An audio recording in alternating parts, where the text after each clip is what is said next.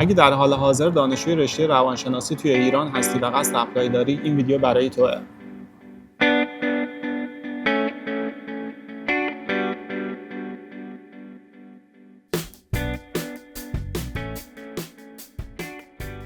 اگه اولین باره که وارد این کانال شدی، من بهنام هستم و در حال حاضر توی امریکا دانشگاه UT آرلینگتون توی رشته مهندسی پزشکی دارم دکترام رو ادامه میدم و توی این چنل راجع به مباحث نوروساینس و روانشناسی تولید محتوا میکنم.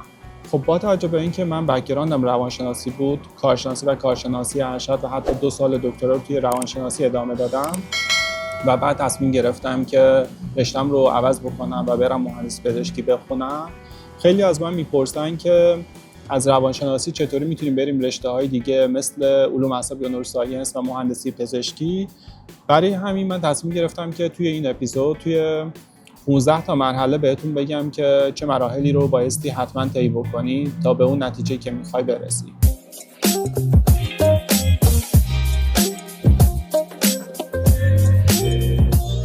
اولین مرحله مشخص کردن هدف و مسیرته. با توجه به اینکه الان در حال حاضر روانشناسی میخونی، مسیرهای مختلفی رو پیش رو داری بر اساس مقطعی که میخوای اپلای بکنی.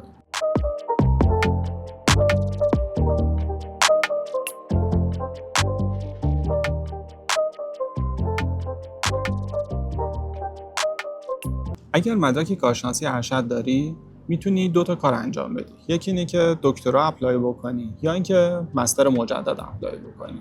دکترا اپلای کردن خب مزیتی که داره اینه که میتونی فاند بگیری. معمولا برای مستر مجدد فاندا خیلی محدوده و اگه در حال حاضر مدرک ارشد نداری و فقط لیسانس یا همون کارشناسی داری، میتونی برای دایرکت پی اچ دی یا دکترای مستقیم اقدام بکنی. دایرکت پی اچ دی معمولا 1 سال از دکترای معمولی بیشتره، یعنی به جای 4 سال 5 ساله، ولی خب نیاز به مدرک کارشناسی ارشد نداری. البته یک سری راههای انحرافی هم وجود داره که بعضی انجامش میدن، اونم مستر آوت کردنه. خب به دلیل اینکه فاند مستر محدوده، بعضی از افراد کاری که انجام میدن اینه که میرن دکترا رو شروع میکنن و بعد اینکه کورساشون تمام شد نزدیک 2 سال و آزمون جامعهشون رو دادن، مستر آوت میکنن و یه مدرک کارشناسی ارشد میگیرن و بعد با همون میرن سر کار. این یه مزیتی که داره اینه که معمولا خب چون دکترا داری میخونی میتونی فاند داشته باشی، ولی خب محدودیتی که داره اینه که بعضی از دپارتمان‌ها یا دانشگاه‌ها مسترات رو قبول نمی‌کنن و بهت مدرک ارشد نمیدن. مرحله دوم انتخاب رشته هستش. خب با توجه به اینکه در حال حاضر تو دانشجوی روانشناسی هستی، مسیرهای مختلفی رو پیش رو داری. اولین کاری که میتونی انجام بدی اینه که همین روانشناسی رو ادامه بدی. حالا میتونی یا همین گرایشی که داری رو ادامه بدی یا اینکه به گرایش‌های مختلف ادامه تحصیل بدی. محدودیتی که داره اینه که برای خیلی از دانشگاه‌های خارج از کشور رشته روانشناسی به دلیل اینکه هم نمره زبان خیلی بالایی میخواد و هم خیلی کامپتیتیو یا رقابتیه، شانس پذیرش کمتری داره. برای همین بعضی تصمیم میگیرن که برن یه سری رشته‌های دیگه مثل علوم اعصاب یا نوروساینس. باز هم نوروساینس گرایش‌های مختلفی رو داره، کاگنیتیو نوروساینس هست، کامپیوتیشنال هست یا گرایش‌های دیگه و بر اساس اینکه کدوم ترک رو علاقه داری میتونی یکیش رو انتخاب بکنی. رشته مهندسی پزشکی با گرایش مدیکال ایمیجینگ خیلی شبیه نوروساینس یا همون کاگنیتیو نوروساینس هست و بیشتر پروژه من در حال حاضر روی انسان و مغز هست. پس یه جورایی خیلی شبیه نوروساینسه.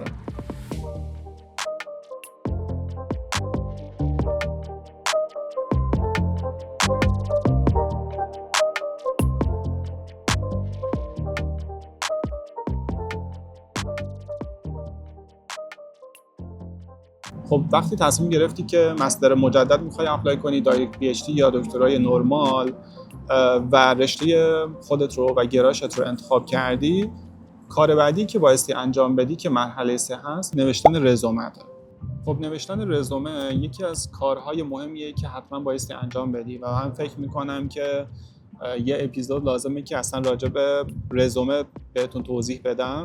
ولی خب مهمترین چیزایی که بایستی انجام بدی اینه که تحصیلاتتون رو بنویسین، پایان نامه اگر انجام دادیم، مقاله یا کتابی اگر انجام داده باشید و یا اگر کنفرانسی شرکت کرده باشین، همه اینا رو توی رزومه حتما بهش اشاره بکنید. خب مهمترین نکته‌ای که از من خیلی‌ها میپرسن اینه که آیا من بایستی کدنویسی بلد باشم یا نه. خب جوابش خیلی ساده است. بله، با توجه به رقابتی بودن مقطع دکترا، الان در حال حاضر اگه کدنویسی بلد باشه یه مزیتیه که خیلی‌ها توی رشته روانشناسی مخصوصا توی ایران بلد نیستن. برعکس کشورهای خارجی که معمولا روی کدنویسی حتی توی رشته روانشناسی بالینی تمرکز دارن، توی ایران ما خیلی کدنویسی رو توی رشته روانشناسی نداریم و اگر داشته باشه خب خیلی مزیت خوبیه. ولی خب یکی از مواردی که خیلی میتونه بهت کمک بکنه AI. من خودم هم الان در حال حاضر از AI دارم برای کدنویسی استفاده میکنم و خیلی خوبه. ولی خب بهتره که حداقل اگر کدم نتونی بنویسی، کد رو بتونی بخونی. یعنی خوندن کد در حال حاضر با اومدن AI خیلی مهمتر از اینه که کد رو بنویسی، چون میتونی بدی AI برات بنویسه، ولی اینکه بیای ریوایزش بکنی، بخونی و ببینی که درست نوشته یا نه خیلی مهمه. پس توی کدنویسی حتی اگر وقتشو نداری که بیای شروع بکنی یاد بگیری، حتما بدون که چطوری کد رو باید بخونی.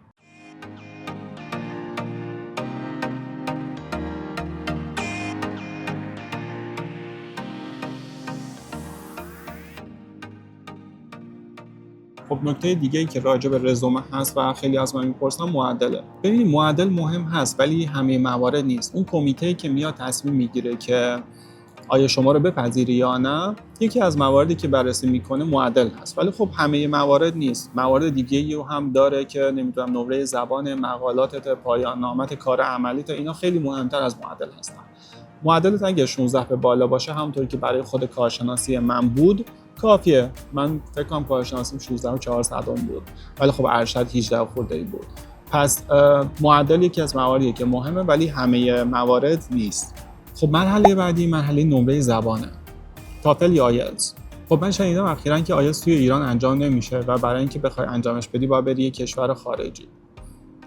به جاش میتونی تافل بدی اگه راحتی با تافل. خب خیلی‌ها دقیقاً اینجا گیر میکنن که من آیلتس بدم یا تافل بدم. خیلی مهم نیست، ببین که با کدومش راحت ارتباط برقرار میکنی و فکر میکنی که برات راحت تره، برو اون انجامش بده. حالا اگه آیلتس برو یه کشور خارجی انجامش بدی، اگر تافل هست توی ایران هم میتونی انجامش بدی. ولی توصیه‌ای که من میکنم اینه که دولینگو انجام ندید، چون خیلی از دانشگاه‌ها اولا دولینگو رو قبول ندارن و دوران کووید معمولا بعضی از دانشگاه‌ها قبولش داشتن، ولی خب در حال حاضر خیلی از دانشگاه‌ها قبول ندارن. توصیه‌ای که توی مرحله نمره زبان من بهتون میتونم داشته باشم اینه که برای اینکه تعیین سطح داشته باشید، برید اول یه آزمون ماک بدید. ببینید از ماک نترسید. من خودم برای اینکه ببینم که وضعیتم چطوری، اول رفتم یه ماک دادم و بعد از اینکه نمرم اومد یه هفته بعدش رفتم آزمون اصلی رو دادم.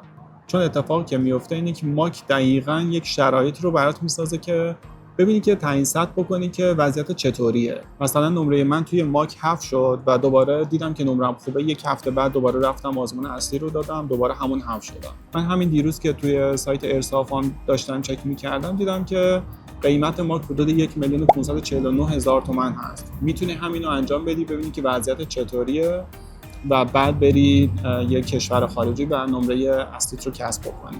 البته که بدون نمره زبان هم میتونی اپلای بکنی. توی اون قسمت نمره زبانت بنویس که مثلا 1 ماه دیگه یا 2 ماه دیگه یا فلان تاریخ نمره زبان رو من میرم انجام میدم و بهتون گزارشش رو میدم.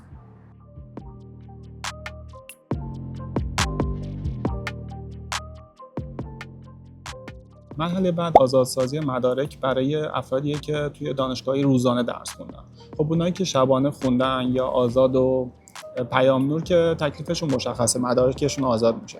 ولی برای اونایی که روزانه خوندن، بر اساس اینکه وزارت بهداشت باشی یا علوم متفاوته. خیلی باد داره میاد. من همین اخیراً شنیدم که برای وزارت بهداشت گویا دیگه با پول دادن نمیتونی مدارکت رو آزاد بکنی و بایستی یه وثیقه‌ای رو بذاری.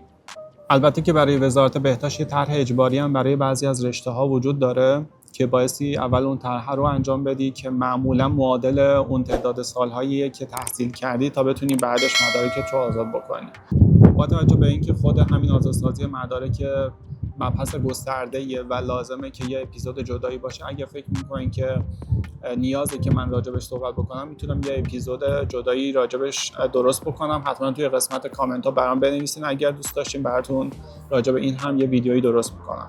خب نکته بعدی که خیلی از من میپرسن اینه که من مدارکم رو مهر دادگستری و وزارت امور خارجه بزنم یا نه. و جواب این سوال خیلی بستگی داره به اون کشوری که اقدام میکنی. حداقل برای کشور آمریکا نیاز نیست و من میدونم که برای آلمان حتما نیاز هست، ولی خب یه سرچی بزنید حتما میتونید اینو در بیارین که آیا برای اون کشوری که میخواین اقدام بکنین نیاز هست یا نه. مورد دیگه که خیلی‌ها میپرسن اینه که آیا من میتونم با مدرک موقتم اپلای بکنم یا نه، که جوابش بله هست.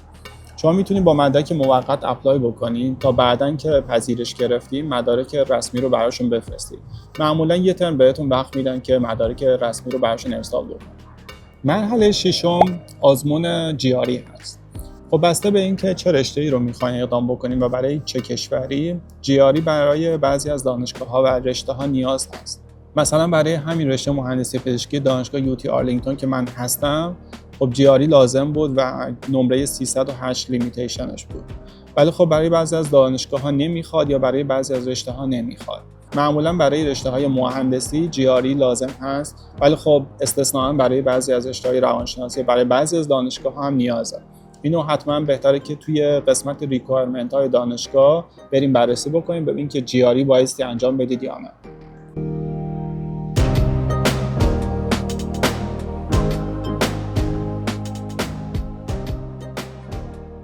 مرحله 7 SOP یا همون انگیزه نامه هستش. توی SOP بایستی یک داستان زندگی آکادمیک رو بنویسید. اینکه چی شد رشته روانشناسی رو شروع کردی خوندن و اگه میخوای تغییر رشته بدی، اینجا دقیقاً جاییه که حتما بایستی راجبش صحبت بکنی، اینکه چرا میخوای تغییر رشته بدی و همه این موارد رو صحبت بکن. و اگر گپ تحصیلی هم داری توی SOP حتما میتونی راجبش صحبت بکنی و گپ رو بتونیم حالا با کار کردن یا نمیدونم کارهای دیگه بتونی توضیح بدی که دقیقاً تو اون گپ چیکار میکردی. مرحله 8 ریکامندیشن لتر هست. خب ریکامندیشن لتر ها یا توصیه نامه ها بستگی به دانشگاه داره که چند تا لازمه. معمولا 2 تا 4 تا نیاز هست و خب اینو میتونه استاد راهنما برات بنویسه یا استاد مشاورت یا هر استادی که فکر میکنیم که یه جورایی تو رو میشناسه و میتونه راجع به تو توصیه نامه بنویسه، میتونی بهش بدی که برات بنویسه. خب معمولا هم اخیرا اینطوری شده که وقتی اپلای میکنی به اون افرادی که ایمیلش رو توی سایت اپلای دادی ایمیل ارسال میشه و اونا بایستی برن یه فرمی رو پر بکنن و اگر لازم باشه فایل PDF توصیه نامه رو براشون ارسال بکنن. خب مرحله بعدی نوشتن پروپوزال یا نمونه رایتینگه. برای بعضی از دانشگاه‌ها یکی از ریکوایرمنت ها اینه که یه پروپوزالی رو بنویسی و بهشون تحویل بدی. ولی خب لزوما برای همه دانشگاه‌ها این لازم نیست. باز دوباره توی ریکوایرمنت های دانشگاه‌ها معمولا اینو می‌نویسن که لازمه یا نه. و اگر لازم باشه معمولا یه پروپوزال خیلی کوتاه 2 تا نمیدونم 10 صفحه‌ایه که شما بایستی بنویسی و معمولا یه پروپوزالیه که خیلی مشابه کاریه که توی دکترا توی دانشگاهی که میخوای اپلای بکنی لازمه که بنویسی و براشون بفرستی.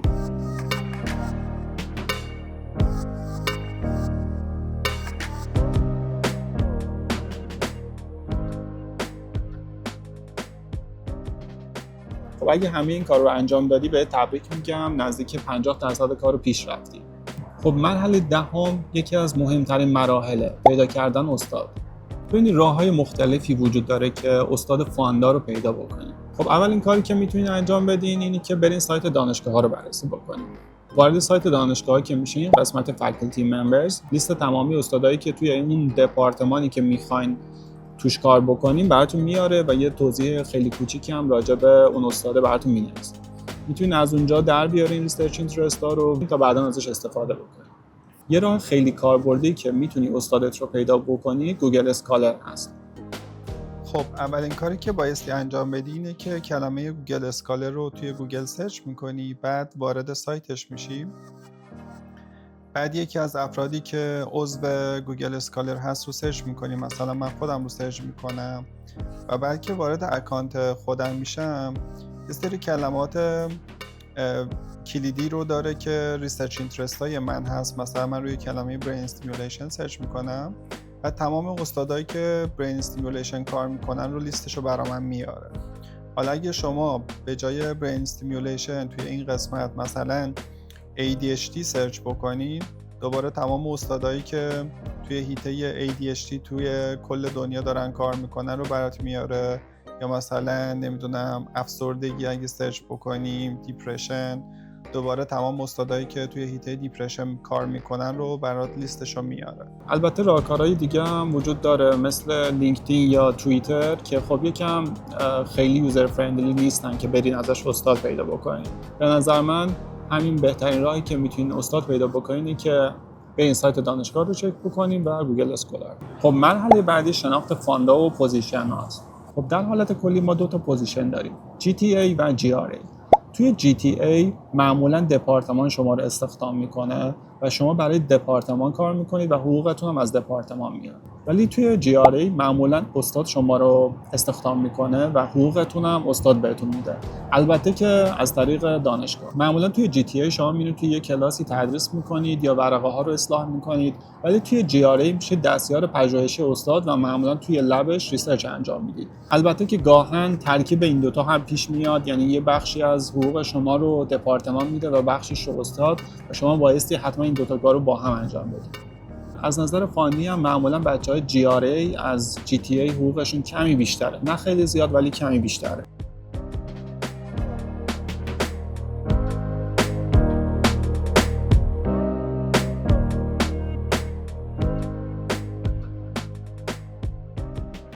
خب بر اساس اینکه کدوم یکی از این پوزیشن‌ها رو بخواید اپلای بکنید، دو تا راهکار وجود داره که میشه مرحله 12 و 13. مرحله 12 ایمیل به استاده. خب با توجه به اون لیستی که برای خودت درآوردی از راهکاری که بهت گفتم که استاد رو پیدا بکنی، حالا میتونی بهش بری ایمیل بزنی. باید توجه داشته باش که یه ایمیل خیلی خلاصه، در حد یه پاراگراف بهش بزنی و حتما موردی که خیلی مهمه اینه که پرسونالایزد باشه. یعنی دقیقاً برای اون استاد، نه استاد دیگه‌ای. و برای اینکه این کار رو انجام بدی اینه که میری مقالاتش رو میخونی و یکی از مقالاتی که به ریسرچ اینترست تو خیلی نزدیک هست رو در میاری و میگی که من رفتم اون مقاله رو خوندم و خیلی بهش علاقه دارم، برای همین میخوام توی لب تو بیام کار بکنم.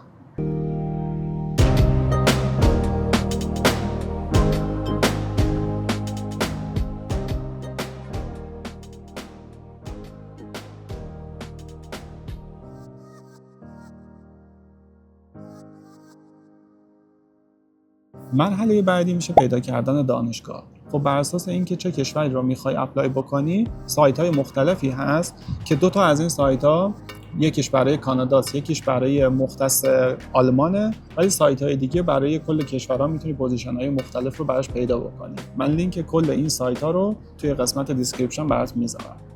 مرحله بعدی هزینه اپلیکیشن فیه. یکی از راهکارهایی که میتونی انجام بدی اینه که اپلیکیشن فی رو ویو بکنی. میتونی به استاد یا دانشگاه ایمیل بزنی و شرایط خودت رو توضیح بدی و ازشون بخوای که برات هزینه اپلیکیشن رو ویو بکنن. گاه هم پیش میاد که ویو میکنن، گاه هم میگن که نه ویو نمیشه و بایستی انجام بدی و پرداختش بکنی. اگر مجبور شدی که پرداخت بکنی، یه سری سایتایی هست مثل تهران پیمنت که من باز لینکش رو این پایین میذارم برات، میتونی بری ریالی بهشون پرداخت بکنی و اونا وارد اکانت تو میشن و میرن قسمت پرداخت و دلاری براشون پرداخت میکنن. و در نهایت ارسال اپلیکیشنت. خب اگه تا اینجای کار رسیدی بهت تبریک میگم، تو تونستی تقریبا 90% کار رو پیش ببری و 10% آخر میشه همین ارسال اپلیکیشنت. معمولا بچه‌ها بر اساس وضعیتی که دارن 5 تا 15 تا دانشگاه اپلای میکنن و اگر تصمیم گرفتی که مثلا 15 تا دانشگاه اپلای بکنی، کاری که بایستی انجام بدی اینه که توی 3 تا قسمت تقسیمش بکنی. 30% اول یا همون 5 تای اول میشه دانشگاهایی که خیلی های رنک هستن و شانس تو برای پذیرش خیلی کمه. تو همون 30% تو میخوای شانس خودتو بررسی بکنی، شاید گرفت شاید نگیره.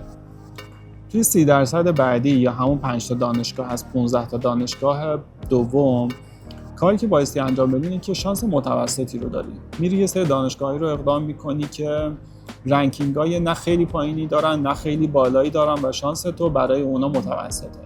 و 5 تای آخر اون دانشگاهایی هستن که تو شانس بالایی داری و لو رنک هستن. و اگه این کار رو انجام داده باشی، تو شانست رو تقسیم کردی و میتونی شانس خودت رو امتحان بکنی تا ببینی که چه دانشگاهی پذیرش میگیری. خب بعد از اینکه 15 تا مرحله رو انجام دادی، کاری که باید انجام بدی اینه که بشینی و منتظر نتایج بمونی تا ببینی که چه نتایجی پیش روته و امیدوارم که بهترینا بعد اتفاق بیفته. خب من تمام مدارکی که موقع اپلای خودم جمع کردم و نوشتم رو توی یه پوشه میذارم و لینکش رو میذارم توی قسمت دیسکریپشن. حتما برید ببینید، به عنوان سامپل ازش استفاده بکنید و اگر نکته یا سوالی هم داشتید توی قسمت کامنت ها برام بذارید. مثل همیشه ممنون که تا اینجای ویدیو با من بودید. اگه فکر میکنی که تنبلی و اهمال کاری نمیذاره که این مراحل رو انجام بدی، حتما این ویدیو رو ببین راجع به اینه که چطوری شروع بکنی تا بتونی این 15 تا مرحله رو یک به یک انجامش بدی تا به اون آرزویی که توی دلت همیشه داشتی بهش برسی.